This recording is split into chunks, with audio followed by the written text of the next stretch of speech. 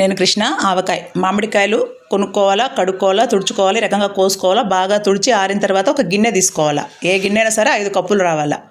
ఒక పెద్ద గిన్నె బాగా కడుక్కొని తుడుచుకొని ఈ రకంగా వేసుకోవాలి. 5 కప్పులు గట్టిగా ఉండాలి, కాయ పుల్లగా ఉండాలి. దీనికి బాగా వేపిన ఆవాలు దాన్ని పొడి చేసుకోవాలా, 3/4 కప్పు. మెంతులు కూడా వేపుకోవాలా, అది కొంచెం వేయాలి, లేకపోతే సేద అయిపోతుంది అయిపోయిన తర్వాత కారం పొడి కొనుక్కునిందైనా సరే కొట్టుకునిందైనా సరే బాగా కారం ఉండాలా. బాగా ఎక్కువ కారం కావాలంటే బాగా నిండుగా, వద్దనుకుంటే కొంచెం తక్కువ.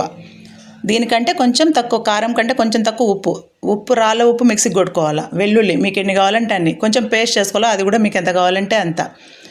నూనె ఇది కొంచెం బాగా కలిసిన తర్వాత నేను శనక్కాయ నూనె వాడుతూ ఉన్నా, నువ్వుల నూనె కూడా వాడుకోవచ్చు. శనక్కాయ నూనె అయితే బాగా రుచిగా ఉంటుంది. పచ్చి నూనెనే ఇది, దీనికి పోపులు గిప్పులు వేయకూడదు.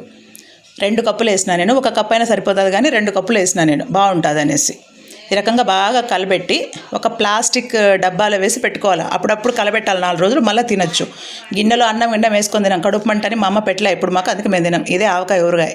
నచ్చినా నచ్చకపోయినా లైక్ చేయండి. Thank you.